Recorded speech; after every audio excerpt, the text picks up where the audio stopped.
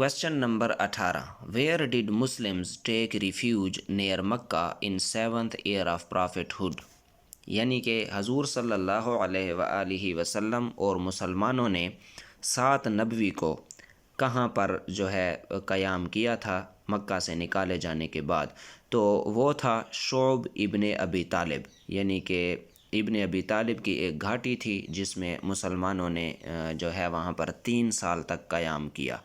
और इसका जो पूरा वाक़या है वो भी साथ साथ सुनते जाएं, जिसमें आपके बहुत सारे MCQs क्लियर हो जाएंगे। की रेशा दवानियों से बाखबर थे।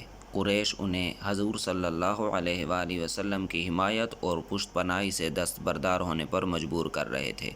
अबू तालिब ने अपने जद्द आला अब्द मनाफ के 2 साहिबजादों हाशिम और मुतलिब के ख़ानदान को जमा किया और उन्हें आमादा किया कि अपने भतीजे मोहम्मद सल्लल्लाहु अलैहि वसल्लम की हिमायत और हिफाजत का जो काम वो अब तक तन्हा कर रहे हैं, सब मिलकर इसको अंजाम दें।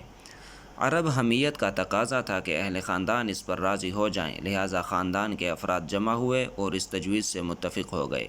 उन्होंने हज़रत अबू तालिब का साथ देने का वादा किया, लेकिन हज़रत अबू तालिब के भाई अबू लहब ने मुशरिकीन कुरैश का साथ दिया। नबूवत के 7वें साल मक्का के तमाम सरदार एक जगह जमा हुए और सब ने मिलकर यह अहदनामा लिखा, जब तक बनु हाशिम और बनु मुत्तलिब मोहम्मद सल्लल्लाहु अलैहि वसल्लम को हमारे हवाले नहीं करते, कोई शख्स मोहम्मद सल्लल्लाहु अलैहि वसल्लम के ख़ानदान बनु हाशिम और बनु मुत्तलिब से मेल जोल और ताल्लुक़ न रखे, उनके साथ किसी किस्म की ख़रीद व फ़रोख्त न करे, उनके ख़ानदान में कोई शादी ब्याह न करे, कोई इनको मेहमान नहीं ठहरा सकता, न ही इन्हें खाने पीने का कोई सामान दे सकता है। मंसूर बिन अकरमा ने यह ज़ालिमाना अहदनामा लिखा। इस मुआहिदे पर तमाम सरदारान कुरैश ने दस्तखत किए और मुआहिदा खाना काबा की दीवार पर लटका दिया। सैयदना हजूर अलैहिस्सलातु वस्सलाम और दूसरे तमाम मुसलमानों को मक्का से निकाल दिया गया। बनु हाशिम भी हजूर सल्लल्लाहु अलैहि वसल्लम की हिमायत में दूसरे मुसलमानों के हमरा मक्का से बाहर निकल गए। इनमें हजूर सल्लल्लाहु अलैहि वसल्लम के वो अजीज़ भी शामिल थे जो मुसलमान नहीं हुए थे। अबू तालिब की गैरत व हमीयत ने यह गवारा नहीं किया कि वो अपने भतीजे को बेयार व मददगार छोड़ दें। सैयदना हजूर अलैहिस्सलातु वस्सलाम अपने अहल ख़ानदान के साथ जिस घाटी में पनाह गज़ीन थे वो अबी तालिब की मलकियत थी। इस घाटी में अबी तालिब और ख़ानदान के दूसरे अफराद क़याम करने पर मजबूर हो गए थे। कुरैश ने मुसलमानों को अशियाए ज़रूरत की फ़रोख्त पर पाबंदी लगा दी। इस पर सितम ये हुआ कि शोब अबी तालिब, शोब घाटी को कहते हैं, शोब अबी तालिब किसी काफ़िले की गुज़रगाह भी नहीं थी जिससे खाने पीने की चीज़ें मुहैया हो सकती। मुसलमानों ने शोब अबी तालिब में इंतहाई दर्दनाक मुसीबतों और भयानक परेशानियों में वक्त गुजारा। इन्हीं दिनों जब मुसलमान शोब अबी तालिब में जिलावतनी की ज़िंदगी गुजार रहे थे, एक दिन हज़रत खदीजा रज़ी अल्लाह तआला अन्हा का भतीजा हकीम बिन हज़ाम अपनी फूफी के लिए कुछ सामान लेकर आया। कुरैश के अफराद ने जो निगरानी कर रहे थे, हज़रत खदीजा रज़ी अल्लाह तआला अन्हा के भतीजे को मक्का से बाहर निकलते देख लिया। उन्होंने सामान ज़ब्त करके इतना मारा पीटा कि वो 3 दिन तक बिस्तर से नहीं उठ सका। मक्का के कुछ नरम दिल बुज़ुर्गों ने मसालिहत की कोशिश की और कुरैश से कहा कि वो इजाज़त दें कि हज़रत मोहम्मद सल्लल्लाहु अलैहि वसल्लम और उनके साथी घाटी से वापस चले आएँ, लेकिन अहले कुफ़ार ने जवाब दिया कि मोहम्मद सल्लल्लाहु अलैहि वसल्लम अपने दीन से दस्तबरदार हो जाएँ तो मक्का में वापस आ सकते हैं।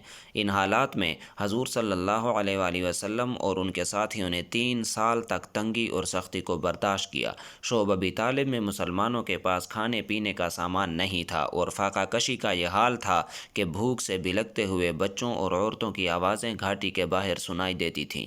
इनके पास बमुश्किल ही कोई चीज़ पहुंचती थी और मक्का की सबसे ज़्यादा मालदार खातून हज़रत खदीजा रज़ी अल्लाह तआला अन्हा के पास सिर्फ़ एक हांडी और एक मट्टी का प्याला था और एक दिन वो प्याला भी टूट गया। हज़रत अबू तालिब को हजूर सल्लल्लाहु अलैहि वसल्लम के बारे में ख़तरा लाहक रहता था, इसलिए जब लोग अपने बिस्तरों पर लेटते तो वो सैयदना हजूर अलैहिस्सलातु वस्सलाम से कहते कि तुम अपने बिस्तर पर सोए रहो। मकसद ये होता था कि अगर कोई शख्स हजूर सल्लल्लाहु अलैहि वसल्लम को कत्ल करने की नीयत रखता हो तो देख ले कि हजूर सल्लल्लाहु अलैहि वसल्लम कहाँ सो रहे हैं।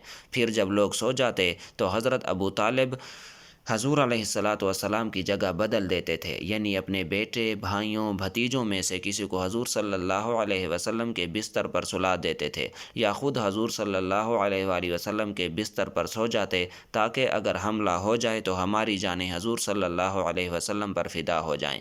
اس کے باوجود حضور صلی اللہ علیہ وآلہ وسلم اور دوسرے مسلمان حج کے دنوں میں باہر نکلتے تھے اور حج کے لیے آنے والوں سے مل کر انہیں اسلام کی دعوت دیتے تھے۔ ان حالات میں محرم 10 نبوی میں بائیکاٹ نامہ چاک کیے جانے والا واقعہ پیش آیا۔ اس کی وجہ یہ تھی کہ شروع ہی سے قریش کے کچھ لوگ اگر اس بائیکاٹ سے راضی تھے تو کچھ ناراض بھی تھے، اور انہیں ناراض لوگوں نے اس کو ختم کرنے کی تگ و دو کی۔ اس کا اصل محرک قبیلہ بنو عامر بن لوئی کا حشام بن عمرو نامی ایک شخص تھا۔ یہ رات کی تاریکی میں چپکے چپکے شعب ابی طالب کے اندر غلہ بھیج کر بنو ہاشم کی مدد بھی کیا کرتا تھا۔ وقتاً فوقتاً حشام بن عمرو نے بائیکاٹ نامہ ختم کرنے کی مہم میں مختلف قبائل کو لوگوں سے رجوع کیا اور لوگوں کو اس بات کی طرف متوجہ کیا کہ یہ ظالمانہ فیصلہ کیوں ہوا۔ اللہ تعالیٰ نے حشام بن عمرو کو کامیابی عطا کی اور 4 لوگوں پر مشتمل ایک گروپ اس کے ساتھ بائیکاٹ ختم کرنے کی مہم میں شریک ہو گیا، جن میں زبیر بن امیہ جو حضرت ابو طالب کے بھانجے تھے، مطم بن عدی جو عبد مناف کی نسل میں سے تھے، ابو الجنتری ابن حشام اور زمع بن الاسود شامل تھے۔ 6 اور لوگوں کے ساتھ مل کر ان لوگوں نے عہد و پیمان کیا کہ بائیکاٹ ختم کرنا ہے اور اس میں زبیر پہل کریں گے۔ صبح ہوئی تو لوگ حسب معمول حرم میں پہنچے۔ زبیر بھی ایک خاص جوڑا زیب تن کر کے پہنچے۔ پہلے بیت اللہ کے 7 چکر لگائے، پھر لوگوں سے مخاطب ہو کر کہا، مکے والو، کیا ہم کھانا کھائیں، کپڑے پہنیں اور بنو ہاشم تباہ و برباد ہوں؟ نہ ان کے ہاتھ کچھ بیچا جائے، نہ ان سے کچھ خریدا جائے۔ اللہ کی قسم میں بیٹھ نہیں سکتا یہاں تک کہ اس ظالمانہ اور قرابت شکن بائیکاٹ کو ختم کر دیا جائے۔ ابو جہل جو مسجد حرام کے ایک گوشے میں موجود تھا بولا، تم غلط کہتے ہو، خدا کی قسم تم اسے پھاڑ نہیں سکتے۔ زمع بن اسود نے کہا، تم زیادہ غلط کہتے ہو، جب یہ بائیکاٹ نامہ لکھا گیا تھا تب بھی ہم اس سے راضی نہیں تھے۔ اس پر ابو الجنتری نے کہا، زمع ٹھیک کہہ رہا ہے، اس میں جو کچھ لکھا گیا تھا تب بھی ہم اس سے متفق نہیں تھے اور اب بھی اسے ماننے کو تیار نہیں ہیں۔ اس کے بعد مطم بن عدی اور حشام بن عمرو نے بھی اس بات پر اتفاق کیا کہ ہم اس بائیکاٹ سے اور اس میں جو کچھ لکھا ہوا ہے اس سے اللہ تعالیٰ کے حضور برات کا اظہار کرتے ہیں۔ یہ دیکھ کر ابو جہل نے کہا، یہ بات رات میں طے کی گئی ہے اور اس کا مشورہ یہاں کی بجائے کہیں اور کیا گیا ہے، یہ تم لوگوں کی سوچی سمجھی سازش ہے۔ ابھی یہ لوگ باتیں کر ہی رہے تھے کہ حضور صلی اللہ علیہ وآلہ وسلم کے چچا حضرت ابو طالب تشریف لائے۔ ان کے آنے کی وجہ یہ تھی کہ اللہ تعالیٰ نے حضور علیہ الصلاۃ والسلام کو اس بائیکاٹ نامے کے بارے میں یہ خبر دی تھی کہ اس پر اللہ تعالیٰ نے دیمک بھیج دی، جنہوں نے ظلم و ستم اور قرابت شکنی کی ساری باتیں چاٹ لی ہیں اور صرف اللہ تعالیٰ کا ذکر باقی رہ گیا ہے۔ حضرت ابو طالب نے بائیکاٹ کرنے والوں سے کہا، قریش کے لوگوں، میرے بھتیجے نے مجھے یہ خبر دی ہے کہ معاہدہ کو دیمک نے چاٹ لیا ہے۔ اگر یہ قول جھوٹ ثابت ہوا تو ہم تمہارے اور اس کے درمیان سے ہٹ جائیں گے اور تمہارا جو جی چاہے کرنا، لیکن اگر محمد صلی اللہ علیہ وآلہ وسلم سچے ہوئے تو تمہیں بائیکاٹ اور ظلم سے باز آنا ہوگا۔ جب قریش کو یہ بتایا گیا تو انہوں نے کہا، آپ انصاف کی بات کہہ رہے ہیں۔ ادھر ابو جہل اور باقی لوگوں کی نوک جھوک ختم ہوئی تو مطم بن عدی بائیکاٹ ختم کرنے کے لیے اٹھا۔ اس نے دیکھا کہ دیمک نے معاہدے کو چاٹ لیا ہے، صرف اللہم بسم کا باقی رہ گیا ہے اور جہاں جہاں اللہ تعالیٰ کا نام تھا دیمک نے اسے نہیں کھایا۔ اس کے بعد بائیکاٹ نامہ چاک کر دیا گیا، یعنی کہ پھاڑ دیا گیا۔ حضور صلی اللہ علیہ وآلہ وسلم اور باقی تمام افراد شعب ابی طالب سے نکل آئے۔ مشرکین نے حضور صلی اللہ علیہ وآلہ وسلم کی نبوت کی ایک عظیم الشان نشانی دیکھی، لیکن مشرکین نے اسے تسلیم نہیں کیا اور وہاں سے چلے گئے۔ ان کا رویہ وہی رہا جس کا ذکر اس آیت میں ہے، اگر وہ کوئی نشانی دیکھ لیتے ہیں تو رخ پھیر لیتے ہیں اور کہتے ہیں یہ تو چلتا پھرتا جادو ہے۔ جب مسلمان شعب ابی طالب سے واپس لوٹے تو مسلسل فاقہ کشی، بھوک اور پیاس کے باعث بے حد کمزور ہو چکے تھے۔ ان کے چہروں پر ہڈیاں نمایاں ہو گئی تھیں اور ان کے بدن کی کھال سورج کی تمازت سے جھلس گئی تھی۔ عام الحزن عام الحزن کا سال جو ہے یہ شعب ابی طالب کے مسلسل رنج و الم اور دائمی بھوک کے بعد ایک اور حادثہ پیش آیا کہ حضور صلی اللہ علیہ وآلہ وسلم کے شفیق چچا ابو طالب کمزوری کے باعث بیمار ہو گئے اور 86 سال کی عمر میں انتقال فرما گئے۔ اس صدمے کو ابھی کچھ عرصہ ہی گزرا تھا کہ حضور صلی اللہ علیہ وآلہ وسلم کی ہمدرد، غمگسار اور بے حد محبت کرنے والی شریک حیات حضرت خدیجہ رضی اللہ تعالی عنہا انتقال فرما گئیں۔ یہ وہ ہستی ہیں جنہوں نے غم و خوشی میں ہر لمحہ حضور صلی اللہ علیہ وآلہ وسلم کا ساتھ دیا، اپنی دولت حضور علیہ السلام پر نثار کر دی۔ حضرت ابراہیم رضی اللہ تعالی عنہ کے علاوہ حضور علیہ السلام کی سب اولادیں انہی کے بطن سے پیدا ہوئیں۔ حضرت خدیجہ رضی اللہ تعالی عنہ جو عیش و عشرت میں پلی بڑی تھیں، مگر انہوں نے انتہائی صبر و ثبات اور خوش دلی سے شعب ابی طالب میں محاصرے کے دن بھوک اور پیاس کی تکلیف اٹھا کر گزارے۔ حضور علیہ السلام کو آپ رضی اللہ تعالی عنہا سے بہت محبت تھی۔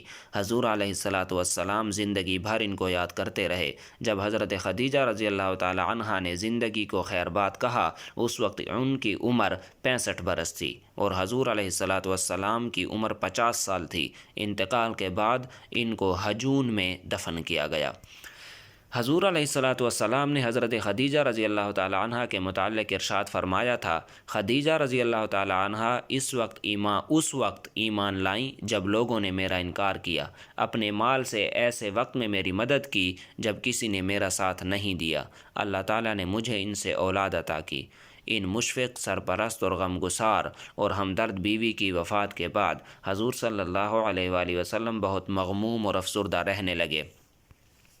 حضرت خدیجہ رضی اللہ تعالی عنہا ابھی چھوٹی تھیں اور ان کی دیکھ بھال اور پرورش کا مسئلہ بھی درپیش تھا۔ یہ حالات دیکھ کر حضرت عثمان رضی اللہ تعالی عنہ بن مظعون کی زوجہ حضرت خولہ بنت حکیم نے حضور علیہ السلام کو دوسری شادی کی جانب مائل کیا اور حضرت سودا رضی اللہ تعالی عنہ حضور صلی اللہ علیہ وآلہ وسلم کے عقد میں آئیں۔ حضرت سودا رضی اللہ تعالی عنہ کے پہلے شوہر حضرت سکران رضی اللہ تعالی عنہ تھے۔ دونوں نے دوسری ہجرت حبشہ میں شرکت کی تھی۔ حبشہ سے لوٹنے کے کچھ عرصہ بعد حضرت سکران رضی اللہ تعالی عنہ کا انتقال ہو گیا تھا۔ حضرت سودا رضی اللہ تعالی عنہ بیوہ تھیں اور اس وقت ان کی عمر 50 سال تھی۔ حضور صلی اللہ علیہ وسلم کی عمر بھی اس وقت 50 سال تھی۔